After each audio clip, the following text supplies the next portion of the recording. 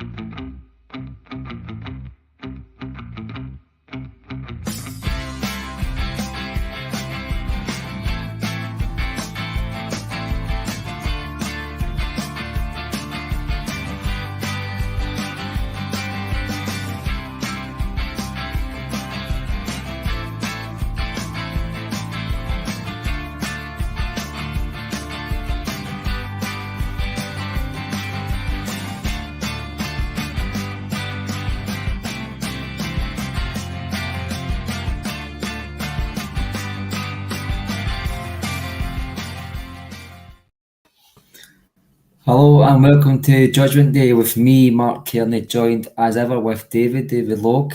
How are you, David, mate? I'm good, my man. You all good?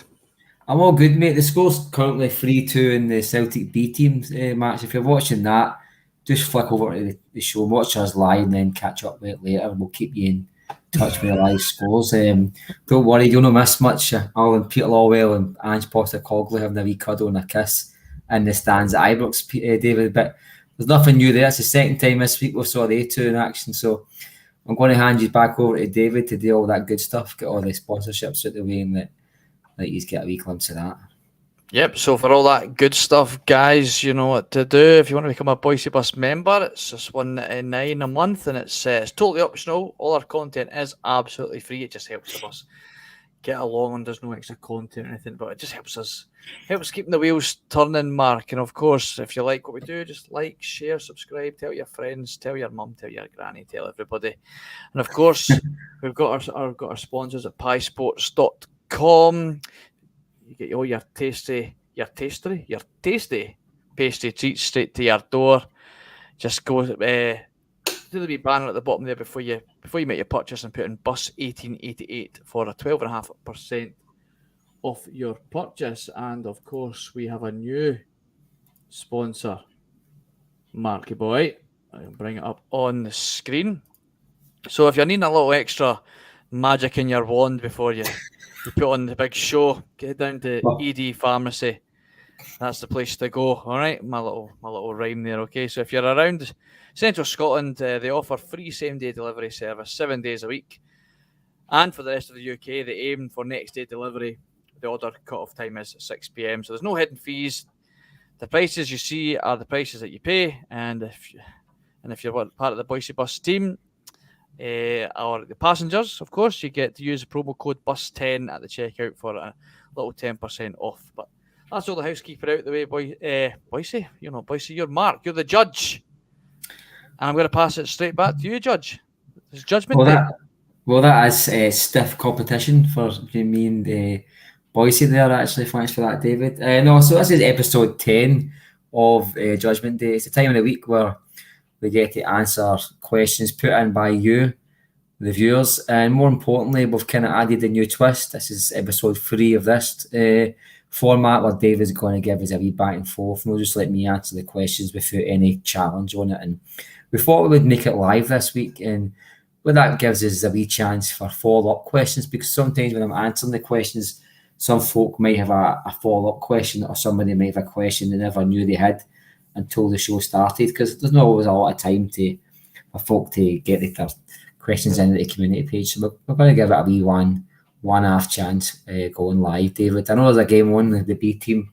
If anybody's watching in between, you can always just press pause on that or catch up on it later and try and get involved in the live chat here, David. Anybody can like and subscribe, and obviously forward on any links to your friends or even your neighbours. Anybody you like, just don't give to anybody you don't like. Anyway, so David, question 1, have you got anybody in the live chat, or have you got any questions in the community page that you want to fling at me, or have you got any questions in general that you want to hit maybe ad hoc on the go, mate? Let's have a wee look what we've got, because there's some people just starting to put some questions in now. I do have one in the community page that I'll bring up soon enough. It's a bit of a long one, so I might need to split it up into 2 or 3 different sections to get it on screen. But here's one from Patrick McLaughlin to get us started, and it's a juicy one. Okay, Patrick McLaughlin: if Abada's happy and Vata comes into the team, will we need to buy another winger? Well, it depends, I think, on Vata's trajectory and the team, David. You know what I mean? We see these players that come in, and I think we've seen a lot of guys or young boys come into the Celtic team. They never give them 15, 20 games a season. They give them a couple of games, then bring them back out of the spotlight. It's good for their development. So you might find that this boy's maybe been given a wee taste of first team football, but maybe next season's going to be, again, a wee taste. It will not be maybe 15, 20 starts. I can't see the boy being ready for first team football at that level just yet, especially not in a prolonged season like next season. We've got the Champions League, possibly Europa League as well. So might come a time where we'll get players coming in, getting game time that maybe they wouldn't normally be getting if it wasn't for the amount of games we're playing. And I hope Celtic are in every competition to the very end, so that's going to increase that boy's chances. I think one is going to be interesting next season is just how much game times James Forrest gets. As we all know, James Forrest is an out-and-out right winger. It's as simple as that. You can't change him. He's probably at the twilight of his career as it is anyway, so it depends on him. I can't see us paying his wages just to keep him on as a cheerleader, or at least I hope we know he's still got a place somewhere amongst the squads. So you've got to add his name to that wee list of Fa and Abada. I think Abada, I think the difference between Abada, even Juranovic and Giakoumakis is he was out injured there, and Ange gave him game time straight away there at Tynecastle. And that's a big match. That's a kind of marquee match for Celtic. That was winning the league away from home, and it's a kind of game that gets a lot of attention. And I think if there was any truth to rumours that Abada was a malcontent or wasn't happy behind the scenes, he wouldn't have got game time in Sunday there, David. So I do believe there's maybe been a wee bit of mischief making in the press, which wouldn't be strange for this country. So I think Abada might be staying. If it goes, it'll be a disappointing one for me, because I think the guy has got more to offer. And see, for his little game time, as we feel like he's had this season, he's played every single match other than the games he's injured. So he's featured all season, so he's not got much complaints about his game times. And he's scored a few goals, he scored against Rangers. So I think he's got a future at Celtic. Avata's got a future. I've seen him score a goal against Rangers B earlier on, and he took that pretty tidily, although it was a deflection. But I think if that's the 2 wingers getting next season, you add James Forrest to that, I think you also need to add Jota to that, because what we've found out, unless Maida goes, I think you can class Jota as a right winger, mate, to be honest. Okay, so what you said earlier when you began answering the question was you're not sure if Vata is quite ready for first team action just yet. So what does Vata need to do to be ready for first team? Because here's the dilemma that we have, Mark, is Ange has been known in the past at previous clubs. It was what part of his reputation coming in was he's good at bringing in youth and developing youth. We haven't necessarily seen that yet. So But I've got a double-edged sword here. It either gives Vata a chance, and we'll have people that are obviously happy about that, but then that means there's a possibility that we don't bring in another winger, and then you've got that side of the things where the fans are not happy that we're going out and spending money for the Champions League on up a Champions League level or a European level winger, and we've chose to stick with Vata. But then if we don't give Vata the chance, you've got that other side of the coin is, well, how does he get the experience to be part of the Celtic team? Does he go out on loan, or is it just a case that you end up getting fed up and we lose him to Leeds or Bayern Munich or Liverpool, where these clubs that have taken our youth players before? Is trying to get that balance right. So how do you see Vata getting into this side? Well, it's the odd one. So when you go to doctors and tell them you've got a sore back, and he tells you exercise, you say, well, I can't exercise, I've got a sore back. It's the same with Vata. I mean, you can't get game time you can't seem to be given a chance and get properly judged until he's given game time, but you don't get game time until you think he's judged to be good enough for the first team. It's a tricky one because we've saw many players through the last maybe 20, 25 years, and we've had some very good Celtic teams, and there's young players come in like Jamie Smith, Ross Wallace, I can write math, Stephen Crane. A lot of players come in, look promising for the very beginning, then kind of tailed off, and you can never judge these your players until you see them getting game time, and that's a harsh reality at a club like Celtic. Is you don't give them game time, you run the risk of losing them to the bigger teams, or even teams who have got maybe a smaller budget, but they'll give these guys game time. And there comes a point when a player hits 20, 21, well, they're talking to their agents, and their agents are saying, look, if we don't get out very soon and get a team, you might find yourself on the scrap heap in terms of football players. And it's a long career, it's a short career, so you need to get as much game time in as you can. And I'm not suggesting that is in that category, but you're right, David. I think we need to give these young players game times, but for me, it's got to be timed well. You know what I mean? Like, for instance, I found it a bit unfair to bring Vata in on the Motherwell game, the drew 1 each, because the last 20 minutes got a bit nasty. The crowd got a bit nasty, and I thought that boy doesn't need that. It's a bit early in his career for that kind of atmosphere, but he came in and played really well. In fact, they should have set up a goal. I think All just mistimed his header, and I think the guy looks tasty. I remember his dad playing for Celtic. It just shows you my age, but no, I think that you're going to find that next season you might see some more game time, but it's an interesting one because the B team is structured out in a way where if you play so many matches for the first team, you can't feature for the B team anymore. I think it's something that all in all, 10 appearances, that could be a mixture of subs and starters. It might even be less than that. So that might dictate, because Ange might see a better development path in the B team for Vata than a loan to Hibs. You know what I mean? It all depends on Ange's game plan for his guy. But one thing I didn't think about until you mentioned it is, do we progress in the Champions League this season? I'm not talking about getting to the last 16. I'm talking about putting in performances and getting results that we think we should be getting when you're bringing in guys for the youth team in a mixture of this, where a first 11 who might just not be quite there yet. I'm not entirely sure you do that, and I think maybe that there's another element to that question, and maybe we do need to invest. Doesn't necessarily mean that guys like Vata can't get game time, but I think right wing is a place we have to invest in. But also an area of the park that kind of coincides with this is the left wing, because I think we're seeing a dip in form by Maida, and I'm not going to get into Maida because I've said before, I think you guys totally changed my opinion on. I think he's a brilliant asset to Celtic, but his form is dipping, David. And I think, there's no doubt about that. There's no doubt about that. Even like, it becomes more difficult to stick up for him. Let's say when he isn't performing as well. The things that he is doing right, he still does absolutely fine. But it's like the way he has time to cross a ball in or take on a man. I feel like he's become almost scared to try and take on a man. I'm like, you've got that boy on toast, surely, with pace. Like, but it's like he's almost scared in his own ability to get past. I mean, he only completely relies on his pace, and he's obviously not got a lot of tricks in his bag to rely on. And the ones that he does have, he's not got full confidence in doing that. So when you see him not willing to use his assets, such as pace, to get past the player, the other deficiencies that are more obvious in his game become even more highlighted.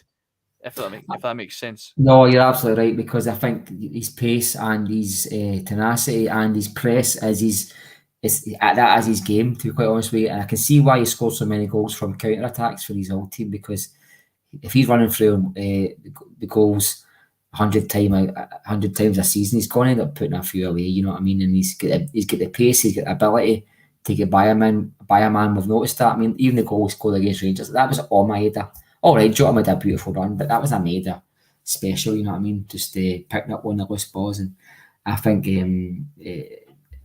Celtic's press has dropped off the last couple of weeks, and I think a lot of that's got to do with the fact it's been a long season for Celtic. You know, I think we kicked off at the end of July there, and I think the players are getting tired. I think I noticed the second half of the last game there. I mean, I was very drunk, to be quite fair, but the last game of the cup final, I thought Celtic players were getting dead leggy. And I also felt like at Tynecastle, I thought the first half I kind of used the excuse for everybody was nervous, but I think it's been a long season, and these guys aren't the robots. They're only as fit as you can possibly be. Right. And I think our press has been dropping off a wee bit, because Ange knows he's got to preserve energy within 90 minutes, not just towards near the end of the season. He doesn't want to lose matches. He's got to preserve energy, and normally we'll be getting the last maybe 25 minutes preserving energy, and then the last 10 minutes we kick on again. But I've noticed we've been dropping off a lot earlier this season, this last wee while, and that gives me the kind of notion that I would maybe change up a wee bit for Ibrox next week. But we'll get to that if it comes up the questions. That was a good question. So if I take I want to take it, because I've got time to do this, and what you said there about obviously the players becoming tired, the press has become less evident, obviously. So that takes me back to the Vata situation. Is this now the right time to be giving him game time then? Because you mentioned the Motherwell game was maybe an unfair time to bring him on. You could argue it was perhaps trial by fire, a baptism by fire, whatever you want to call it, because he's going to be in situations where the crowd are going to become frustrated when we play against teams that are being stuffy and we're not quite, we're knocking on that door, but we're not quite getting through yet. If he's going to be a first team regular, he's going to have to get used to being in situations where the crowd maybe become a bit, not putting all their frustrations on necessarily team, but perhaps the time wasting or the refereeing performance. But nevertheless, there'll be sometimes a bit of a tension atmosphere that he will have to get used to. So it maybe necessarily wasn't, for me, an unfair time to put him in, because it gives him that experience of, like at the end of the day, mate, if he'd come up with, if O scores that, Vata becomes a hero, or if Vata was to score, it's, people won't forget that, here, that boy came on and made a real impact. That's that's the benefit of bringing him on in a game like that, where we were, we did drop points. We could have had 3 points. We ended up with one. Well, he could have came on and got us all three. That would have been the reward from it. The other reward was, well, he got the experience, right? So we're saying here, the players are tired. The league's wrapped up. The only thing really to play for now is really going for that points total, which will be great if we get it, but it's not necessarily a big deal if we don't. No. We've got the champions. We've got the cup final to think about. In terms of, we don't want players picking up injuries because they're knackered, and they could probably do with a bit of rest. Maybe it's a great opportunity right now to give Vata and these sort of fringe players more game time. Now, I know Andrew's in the press today or yesterday saying that he's not giving out raffle tickets to players just for the sake of giving them games. They've got to earn them, right? Which is what you're a massive advocate. He must be listening to you, mate.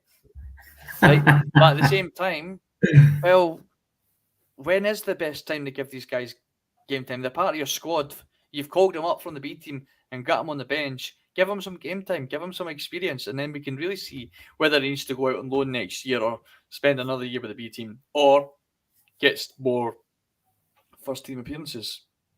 No, you're spot on, mate. And I suppose the league has finished now, and you get Sunday out the way or Saturday out the way first, and then you try and focus on getting the to the cup final with as little game injuries as possible. I understand that, and that's the argument, you know what I mean? And to be quite honest with you, when you're weighing it up, if that is getting game time, he's probably going to be getting game time over the likes of Anabada or Haksabanovic, or maybe even a Forrest. So you can give that guy game time without upsetting the apple cart. You know what I mean? You're not bringing in a youth player and then dropping O for the fringe. You know what I mean? You're giving a guy game time. You're not upsetting anybody in terms of, like, for talking sake, if you're bringing in somebody and dropping Turnbull out of the squad altogether, that would probably upset him for a couple of first team players to be dropped out of the fringes altogether. So I'm with you there, and we've got a couple of tough games. You know what I mean? I think Aberdeen at the end of the season is their name mugs, and I see that's the thing about the cup final. It's Inverness Cali, David, but I do not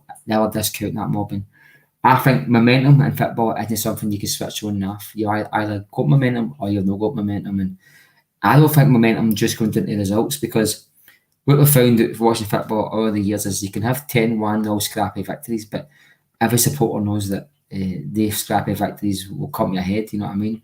If you win 1-0 in the same 10 matches playing dominant, brilliant football, looking sharp, look like you score 5 and 6, that momentum carries on, you know what I mean? Long before it runs out with kind of sticky performances. And I Celtic have been sticky, but you know what? Celtic being sticky are good enough to win a league in this country by a country mile. And this squad and this manager just do not light up. I mean, some of the goals are scored, even the goal we scored in the B team tonight, the first goal against Rangers, the B team tonight, that was like a Celtic first team goal. I mean, it bowling down to the Rangers byline, the Rangers player tried to marshal it out. Celtic player cut in, took the ball for the byline, passed the ball to the centre of the box, and the guy turned and scored. It could have been Kyogo and Maida doing that move, and I think that's probably a great thing that we're playing the same football all the way through the squad, through our squads, because then at least the impact on the players that's coming from the B team to the first team is only in quality. It's in the other tactical reason, and I think that always bodes well for the Celtic players that are coming in. And I think if there's one player in this crop of youth players just now who I think might just be a player who at least Ange takes seriously, then it is going to be Vata, because Vata's come on in some big games for Celtic. And I don't mean big games, and I'm not talking about Champions League here, but games that matter. Before that season was done there, he was coming on, he was getting game times, and he's been part of the first matchday squad on numerous occasions this season. And I think he might have been training with the first team as early as last summer there. So I just get a potential, sees high hopes in this boy. And if we had a couple of more Rocco Vatas, I would be happy with that, David. I don't just like to spend 25 million because they'll go to the bank. If there's a player in our youth academy who's better than what we can go and buy, then fucking bring him in, as far as I'm concerned. And who knows, this time next year we could be literally having a debate on who's better, Abada or Vata. And that's the kind of debate that me and you want to have one night, mate, because that means that there's an actual question there about a player's ability and who's the best fit for Celtic. And that's all I want to see for Celtic, is the best possible players in the best possible positions. I don't care how much they cost or where they're from. On the cost thing, that I think it shows the Celtics, like they're kind of, what's the word I'm looking for? Like, it shows their mindset when I try to build a squad. If you're buying £10 million players, you're not really want to fight for the league titles and challenge in Europe. You just want to just get by. When you up their ante, then you reap the rewards, I think, normally in Europe. And that's Celtic's next phase. And I'll bring on to the next question, David, if you don't mind, because that was a good question. And we could probably talk about that all night, to be honest with you. Oh, I know, we could. Like last week, we had a good question, and that one was a really good one. Thanks, Patrick. Sink your teeth into that one, eh? Right, well, I've not found another question that I want to bring up just yet. However, and it's another Patrick McLaughlin and what he said, and I'm going to create a question out of his comment. So he says that he hates Cali Thistle, and he hates Falkirk, and he hates Wraith Rovers. We should never ever take this final as a shoot, right? And he's absolutely right. We have got Inverness, Cali Thistle, in the final in the Scottish Cup, and we should not be taking them lightly, Mark. We should be taking them very, very seriously. But how do you subscribe to that? Do you feel like we'll go there and blow them away, or should we just make sure we treat them with all the respect that we are willing to give them, and treat it like the final that it is, and that it should be. Just because it's not Rangers or somebody in the top flight doesn't mean that we can't take our eyes off the prize here. I think Ange will have the players set up like they're playing Rangers. He'll still do the same scouting, the same technical analysis. He'll set the players up man on man versus their opposition player, and he'll give them their strengths, their weaknesses. Whether that's Aberdeen or whether that's Inverness, Cali, mate, I don't think there's much difference between the bottom 4 or 5 in the Premier League and maybe the top 1 or 2 in the Championship. I think teams like Inverness, Cali could easily beat teams like, I don't know, just try to after the top of my head, Ross County, no bother. I think they could beat them home and away possibly, and momentum in football, as I say, is a wonderful thing. I mean, Inverness, Cali, I mean, we've seen John Barnes lost his job because of Inverness, Cali, and Martin Neal took a Celtic juggernaut to Inverness, Cali in the Scottish Cup and get beat. And let's not forget that as well. And you mentioned teams like Falkirk. I mean, Falkirk, Raith Rovers. I mean, Falkirk and Raith Rovers, I think they both beat us at Ibrox in cup finals and cup semi-finals. And these teams were not fancied, you know what I mean? This was, even again back to the Raith Rovers ones quickly, that was a team. Let me tell you the team that night. We had Andy Walker, Charlie Nicholas, John Collins, Paul McStay, Pat Bonner was in goals. We might have had it, we think. With Tom Boyd, Tosh McKinley, might have Phil O'Donnell on the team. You know what I mean? That's some right good players. Simon Donnelly would have been in the squad then as well. You're talking about some right good players there, you know what I mean? And if we still managed to lose that match, and then even the next one, we get beat after Ross County at Hampden under Lennon with Samaras and Hooper and I can't remember the back line back then. Glenn Louvens probably some very good players back then, David, as well. I can't. Was that the game where it was like, oh, we've got a game in hand, and it was just like, no, it was a semi-final at Hampden, and we could beat 2-0. Yeah, was it? I remember. No, Inverness Cali beat us when was that the one? Was it Inverness where we had the game in hand? 3-2, I think it may have been. I think probably got a late goal back, but even at that, David. And do you know something? We go through this season of 38 games, whatever it is. Take away the 4 Rangers games and see the other 34, whatever. We expect to win every one of the games, and you don't win them because there's always upsets. And I don't think for a minute that Inverness Cali are going to cause an upset against Celtic. They are fucked, but it doesn't mean that Ange will set his team up. I mean, one of Jockstein's biggest regrets, and the players said it as well, was not taking Feyenoord seriously in the 1970 European Cup, and every one of the players said if we get a replay that night, we would have beaten them, no bother in the second leg. We just didn't set up properly, and that happens in football, mate. And I just don't think Ange is on that same tree where he would not disrespect an opponent, but don't take him seriously. And that's Inverness Cali, but this Inverness Cali is a club we've seen maybe in the top league in the last 15 years, maybe 8, 9, 10 seasons. They're still a club that's like Premier League kind of foundations to them, you know what I mean? They've only been around for about 30 years and spent half of that in the Premier League, mate. So they're still a Premier League club in general. And don't get me wrong, I actually seen the night, which has probably disgusted me more than anything, that Inverness Cali have offered each fan 8 tickets, David, 8 tickets to the cup final each. And we'll have season ticket holders like myself who'll not get one. And each one of their members has got a chance to buy 8 tickets. Now, I'm not saying that you can't phone your cousin in Canada and Japan and Timbuktu and bring them here for a cup final, because they deserve that. Even the small teams deserve to have the big days out and take a wee chance of beating us. But I just found it a bit sickening when I know for a fact that 53,000 season ticket holders at Celtic Park take away hospitality, and then Inverness Cali's 10,000 seats. We'll probably get about 33,000 for that match, and we've probably got about 38,000 on the home cup ticket scheme, which enables you to get a ticket for the match. So there'll be folk that will not get tickets for that match who are on the scheme, folk like myself who will not get a ticket even though they've got a season ticket, and then Inverness Cali fans can buy up to 8 tickets. And you probably find that, see, some of them, what we've found in this country is it likes to suffocate itself, and it likes to be nasty, and you might find they might sell their tickets, but they might not go anywhere. You know what I mean? I think you will see a lot of empty seats there, and you can't judge Inverness Califistle for no having 10,000 fans to bring it to the stadium.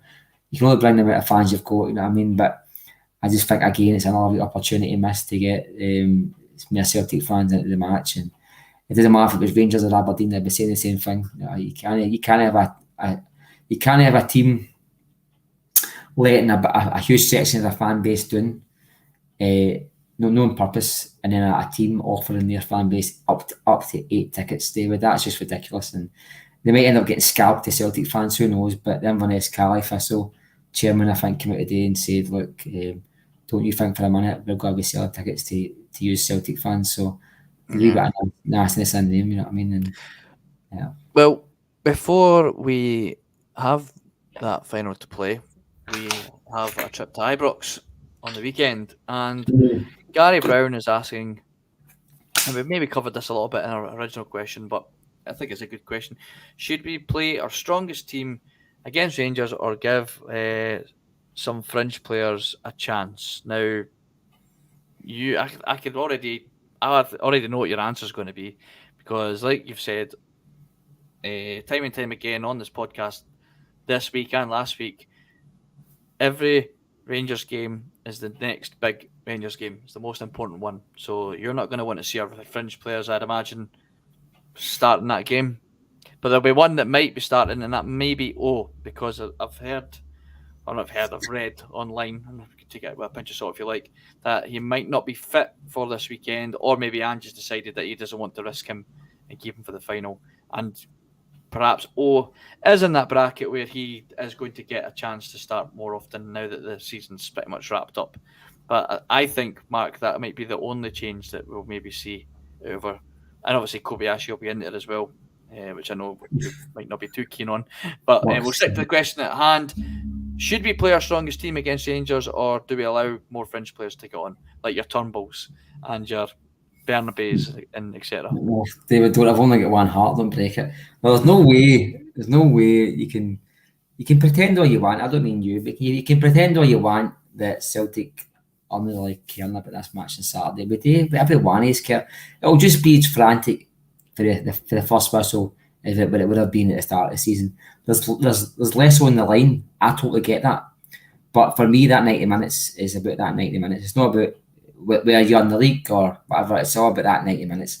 I think there's probably a realism within the Celtic fan base that we've got through a couple of games this season against them that we probably shouldn't have won, or might not have won.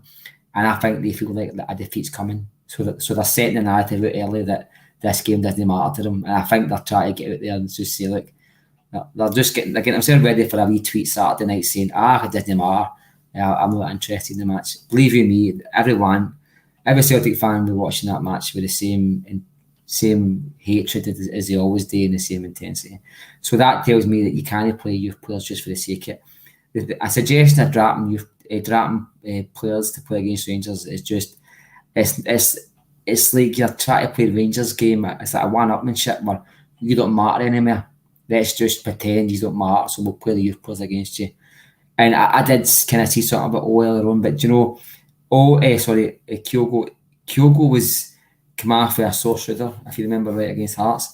But you know what? He said he was fine. You see him on the camera saying that. He then went onto the bench. He was carrying on with one of the players. He then done his celebration at the end, then done the exact same celebration at Celtic Park. That tells me there's nothing wrong with him, mate. Just the usual derby week build up. There's always some nonsense in the paper or some nonsense in the rumour mill about players being injured. He's fit, and he's going to be fit for the game, I think.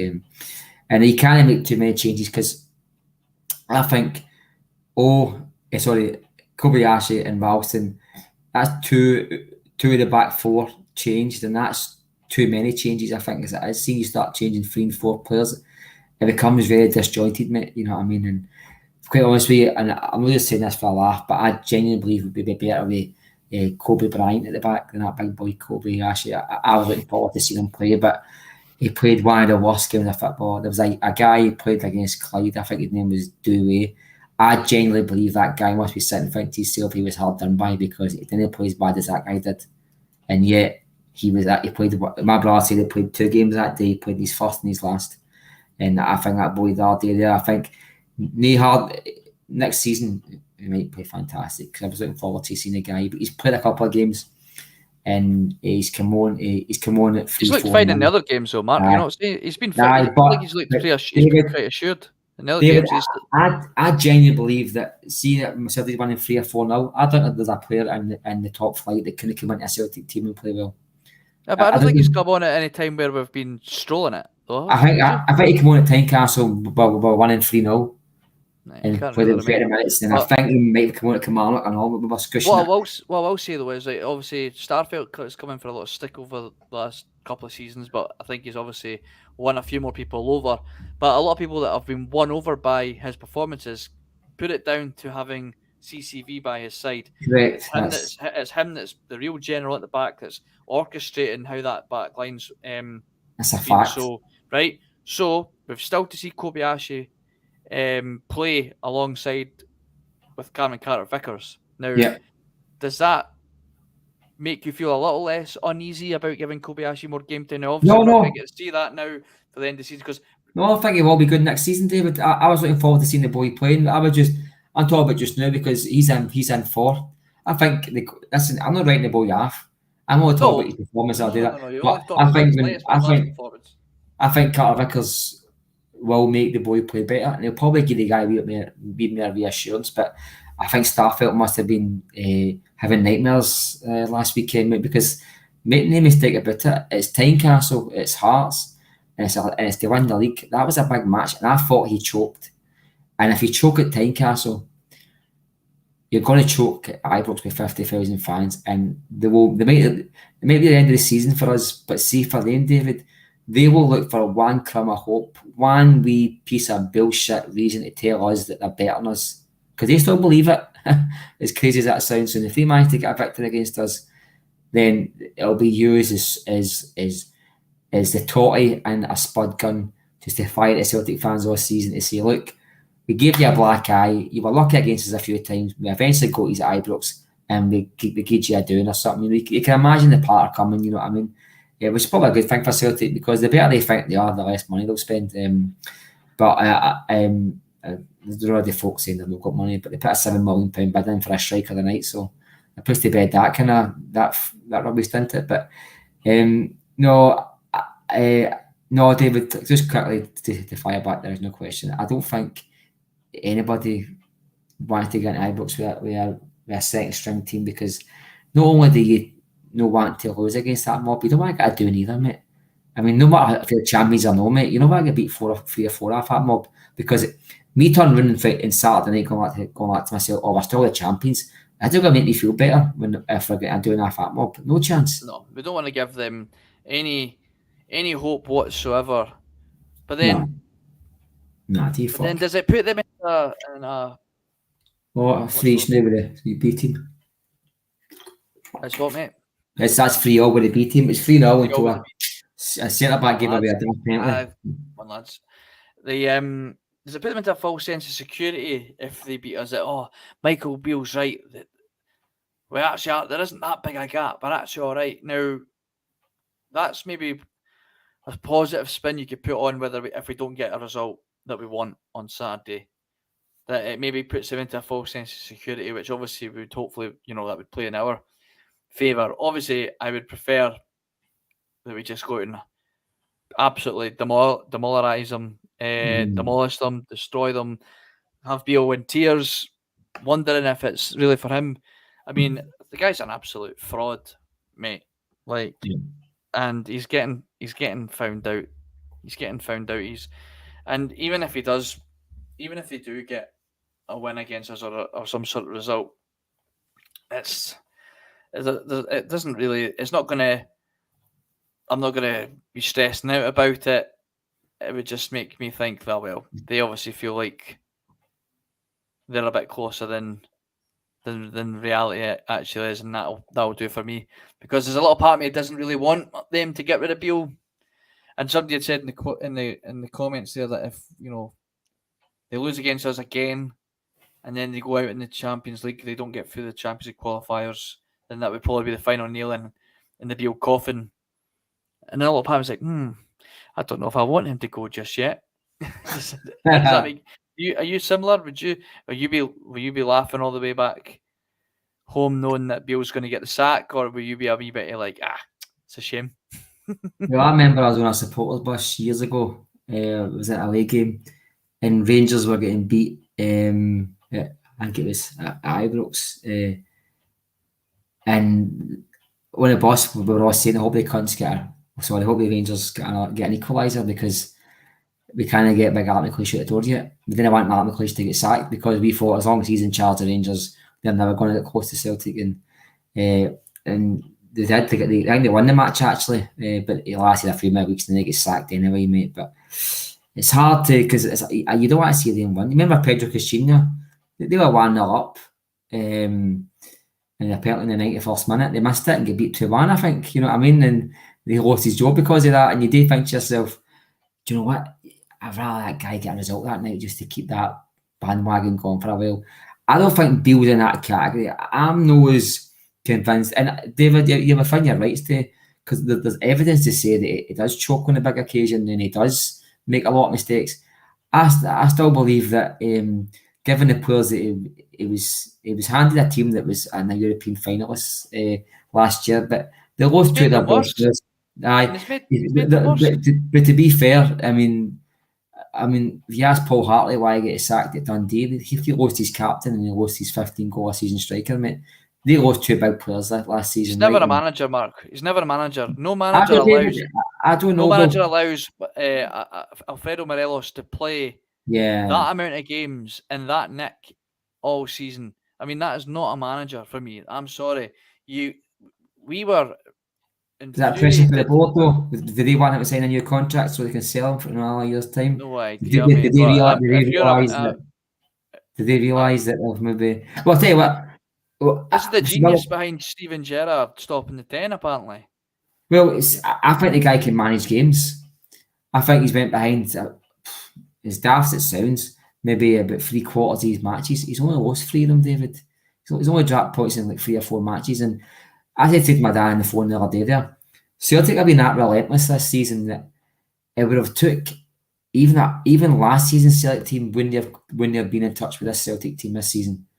We were relentless after the 3rd match, after the 7th match, and we won every match basically after that.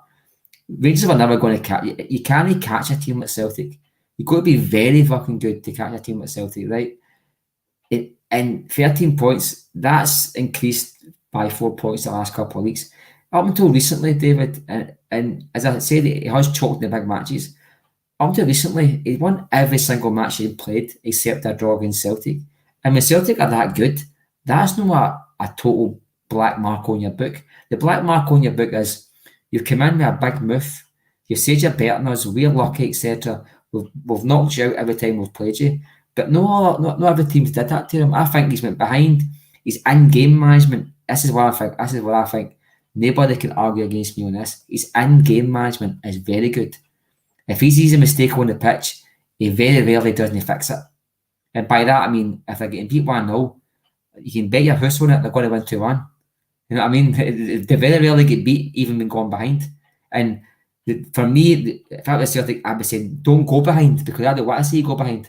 But unfortunately for them, they're gone behind. He's seen issues, he's seen space being created, and he's fixing it, David. And that, I don't think he's going to be a successful Rangers manager, because I think Celtic have just got a structure in there just now that's sound, and as long as we keep our house in order, then he's not going to matches. But that doesn't mean he's a bad manager. I mean, he's been in since December, something like that, or World Cup aside, and in the 5 months, he's probably dropped points in 3 matches. Celtic have dropped points in 1 match against them. Did you not argue? But it's Rangers against. Well, David, even Martin Hill's team were dropping points in 6, 7, 8 games a season. But I mean, we've said all season that this is arguably the worst league that we've. No, listen, I'm not trying to say that this is the best Celtic team ever. I'm not trying to say it's the best Rangers team ever either. I'm not saying. I think do we not judge Rangers and Celtic managers on if they can beat Celtic or Rangers? Yeah. Right now, he's tinkered with that team in every game, and he's tried different tactics, he's tried different lineups. We're too good, David. We're too good.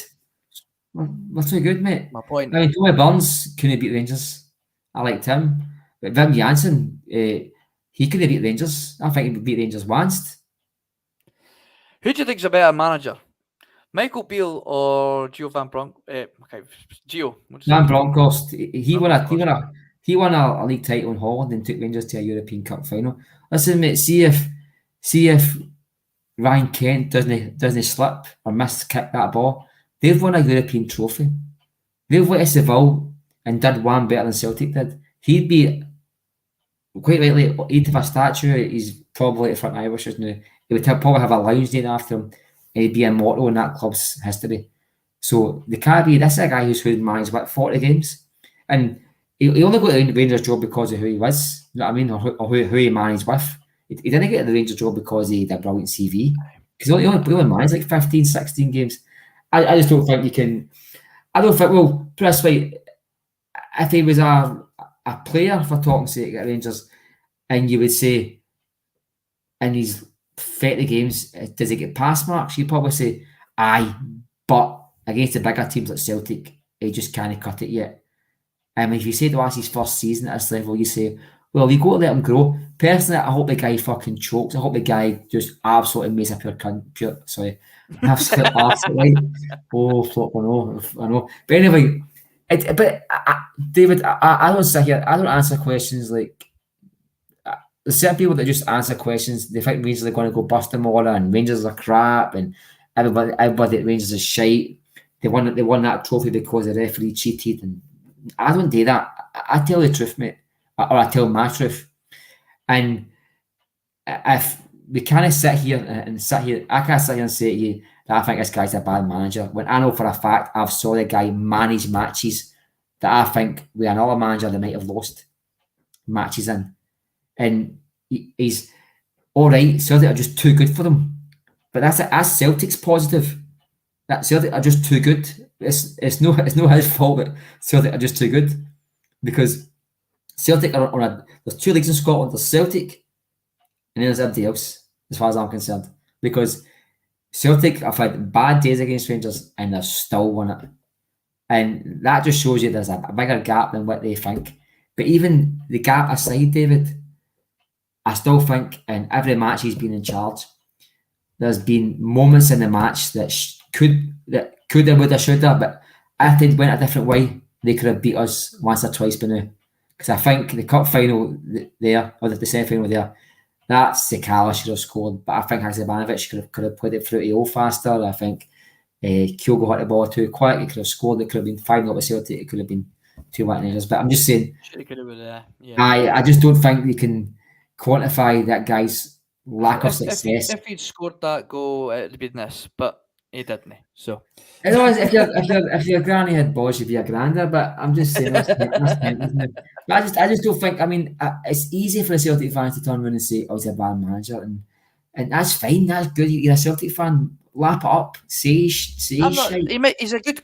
Maybe he's a good coach. I just don't think he's a manager. He's a good tactician. I think he's a good tactician, David. Maybe he's a good tactician, but he's no manager. I'm sorry. You don't be a manager. No, and get yourself in shape, and then we'll talk about getting you back on the pitch.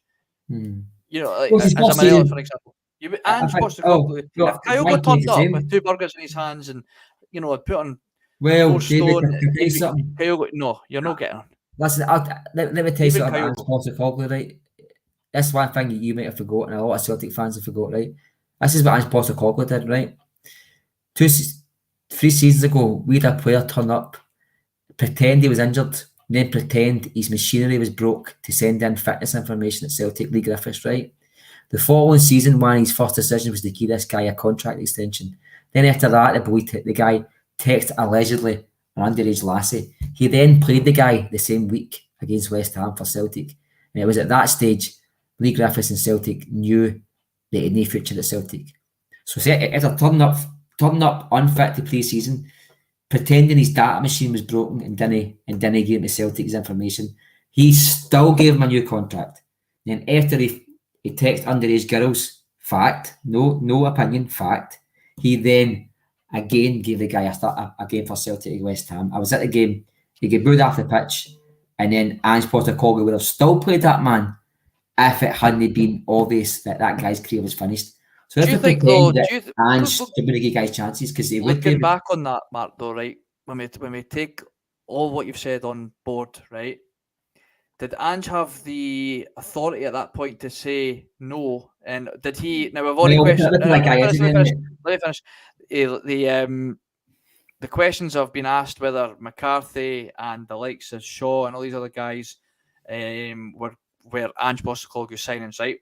So did the board say, look, we're going to give Griffiths a new signing, and now a lot of people would say, and I'm on board with this. I think Ange probably knew the reaction that Griffiths was going to get at that West Ham game, and he sent the boy out to be slaughtered, and he knew, and it almost made a point proven. Say, look, this is not going to work. Now that's pure speculation on my part, as is what the facts that you have put out there in terms of getting the contract, what he did, what he shouldn't have done, and playing the boy. They are facts, but I'm purely speculating the context that perhaps could have been there. Ange doesn't quite have his stripes yet to be calling the shots, and doesn't want to ruffle up too many feathers. I mean, he was very lucky to still, like, if we hadn't beaten Aberdeen away, Yeah. he might have been out of a job by then. So he's already on thin ice right from the start, with the media on his case. Probably didn't want to cause too many problems. I'll play him, but I think you'll soon learn that my theory on this is going to be right, and it's not going to work out. Of course, Ange can't stop what people do and what they shouldn't do in their personal life. But I know what you're saying. He did play the boy, but I think he put him out there almost to go, look, this is what's going to happen, and I'll prove it. But Ange's he's nipped his fool, and But that's that is a good side. That's a fair argument, because that has a different side to it. But I think you can't have it both ways. You can't have Ange as this total dictator who will take no shit off anybody, but then but see, his first couple of days he was going to take shit, but then prove he was right. I don't think you are what you are, David. This a guy. Don't forget, this is a guy who walked out in his country because he wasn't getting the backing for the beats up the stairs as I get into World Cup. The guy is the same man today. A lot of credit in the bank then, though, Mark. Had a lot of credit in the bank with Australia at that point, though. Yes, that's what I'm saying. That's what I'm saying. That's my point. I understand what you're saying. I just don't think that's the case. I don't think. I mean, the folks say Ange was in and shouts at behalf, or Ange will be, you'll come in and go, rah, rah, rah. If anybody thinks all Ange's got in his locker is to go, rah, rah, rah. No, Ange go out to them. This is where you're getting it wrong. This is the taxi we're going to do, and this is how you're going to fix it. I think people do Ange a big disservice by thinking he's this hard nut case who takes no shit. He's just a good manager. We do him a disservice by pretending that all he's got is the fact that he's scary. You know what I mean? And I think that's I think that's good doing the guy a discredit, because the guy's an outstanding football manager. And I don't think if you asked a Celtic player in private, did they come in and shout? I bet they did just say no, because you know what? We've got much respect for the guy. If he talks, we just listen. So I've got a question being thrown at me, Mark, quickly. So I thought I would just bring it up because it's a good question. David, how many players did we keep playing when we all knew they wanted away? Now, I think what you're getting at there, Brian, is obviously me saying that Beale obviously was playing a player that probably shouldn't be on the pitch. Now, I think there's a difference between a player maybe saying, look, I'm ready to move on from Celtic and go play at another club, compared to a player that's not being a professional athlete and keeping himself in shape to be playing and representing the football club. Edward wanted away. I apparently wanted away. Christie wanted away. That's right. He still played. And look, Christie, when Christie came in, when Ange came in, Christie, I'm sitting there going, give the boy a new contract. Ange will get the best out of him. Now, they still were professionals on the pitch. Now, were the results what we wanted? And you could speculate, they weren't putting in as much effort. Edward still was top goal scorer in the league. As far as I'm aware, it was the league. Certainly was at Celtic that season. Yeah, it's really nice for 20 goals, David. Yeah. So, I mean, I think there's a difference between Edward walking away and banging in 20-odd goals a season. But I think he scored in 7 matches or 8 matches. They got a few hat tricks. I get what you're getting at, Brian. I understand what you're saying. But I feel that there's a difference between a player being unprofessional, not keeping himself in peak physical condition, that an athlete who's under contract paid over £20,000 a week or whatever it is he's on should do, rather than a player that's just ready to move on and he's ready to take his ball and move on. So the suggestion is that maybe Ange showed the board that he was correct. Was Michael Beale showing the board that he was correct, that Morelos wasn't fit to get an extra 10, 15 games and then get a new contract? Because he's proven to that board that, listen, this guy who you told me to play another 10 games, get him signed up and get him sold in a year's time. I've proved to you that this guy is just an absolute waste of space. He's going to waste his career. Yep. Because there's an argument both ways, David, and I don't think you're for totally a right. minute. And you actually look at the guy's numbers. All I know, he's probably had a good career at Rangers. He just happened to have a bad couple of seasons. But to be honest with you, it's a good point you raised about, and it's all about opinions. And I think on Judgment Day, boy. Yes, David, I never ever base my opinion on anything just on emotion, mate. Like, so see if somebody asks me, do I think this player's good? I don't say because he plays for Celtic that he's good. See if he plays for Celtic or Aberdeen or Dundee, I'll say how my honest opinion on that guy. I won't cloud it by the fact that he played for Celtic. If I think the top mistake Ryan Kent was once a good player, I'll say I was once a good player. There's folk that will never admit that Rangers have ever won a football match before. Every match has been won by the referee. There's folk that just won't admit that. You know what I mean? Like my dad's one of them. I mean, my dad, I think they got to the Europa League final by luck and by skullduggery and by referees cheating and the rest of it. And you don't take any other opinion other than that, David. I don't. I think they were an absolutely, for that season, phenomenal football team in Europe. You know what I mean? Whether you like to admit it or no, they negotiated all their ties, home and away, beating teams in Germany, home and away, got to teams in Holland, home and away, and beating them. Beat 3 German teams, I believe, to get there. We don't do that. Yeah, we're very good Celtic teams. We didn't do that. You know what I mean? And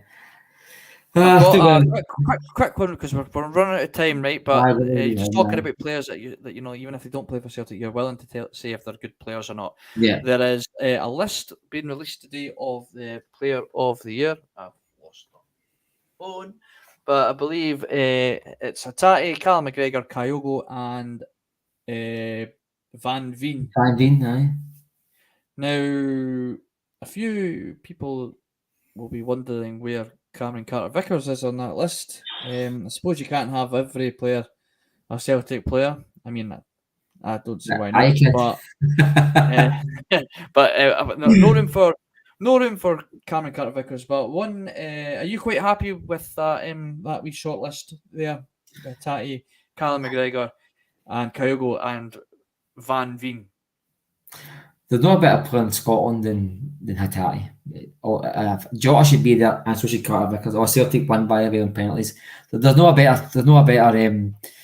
But I think Van Veen's thrown in there because they've got to throw somebody else in there, David. And it's no disrespect to the guy.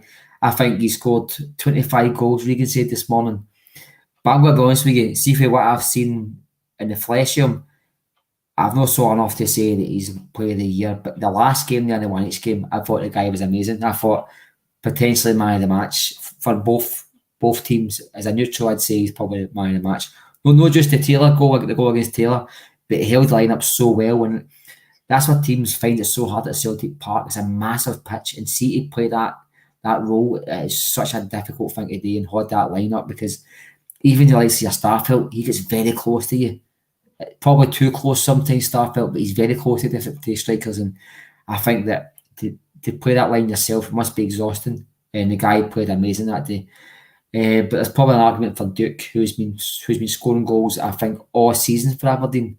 He's not just scored maybe 10 in the last couple of months. He's been consistent all season, you know what I mean?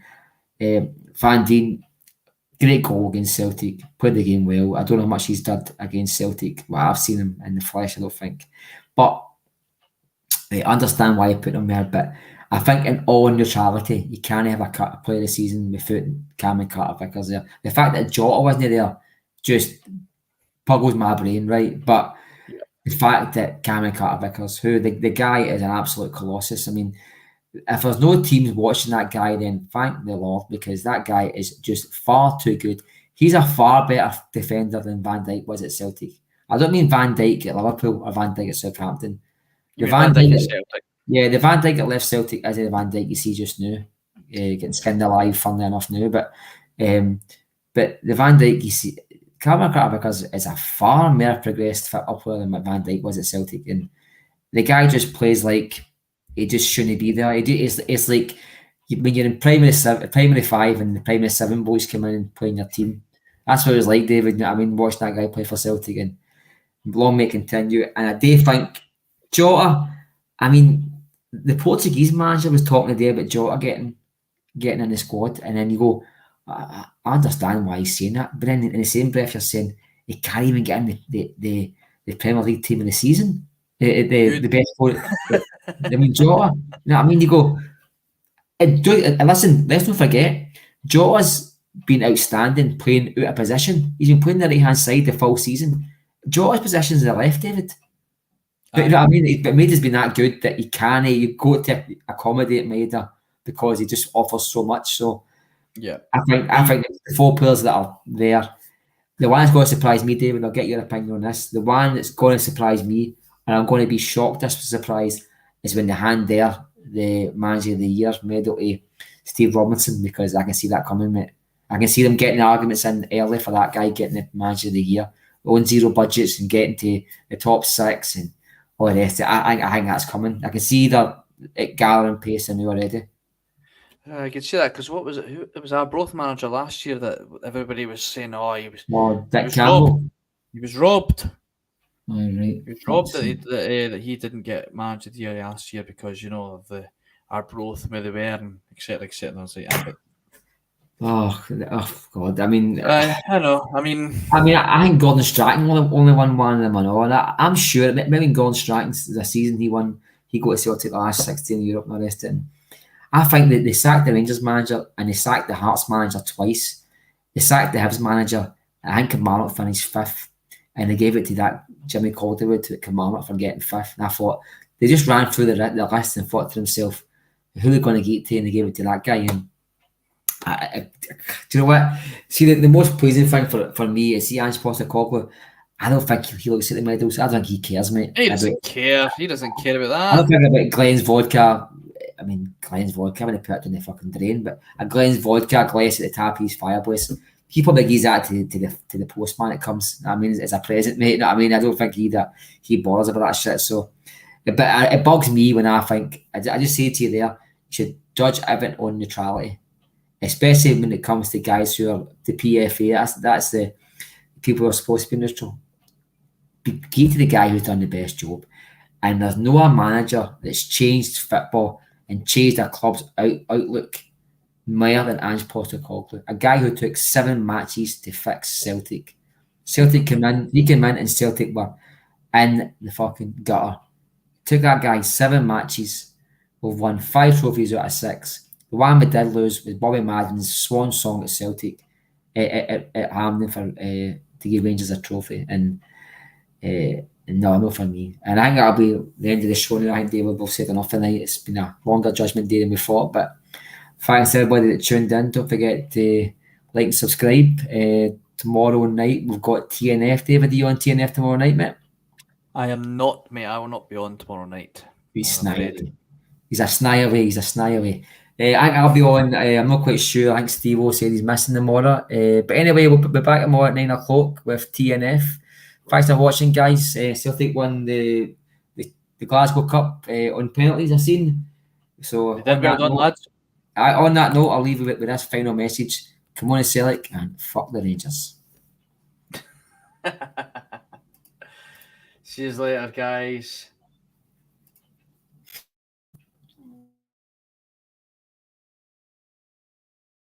I mean, you've all that stuff at the start. You know, they won't be playing Tina Turner on the coach on the way home, will they? Some of his comments about me deliberately trying to cause controversy. Well, I work in the media now. And you've got someone sitting there next to you who's an embarrassment to the media profession. He's an apologist. He's a charlatan. He's a Rangers puppet. He's a cheerleader. That's what he is.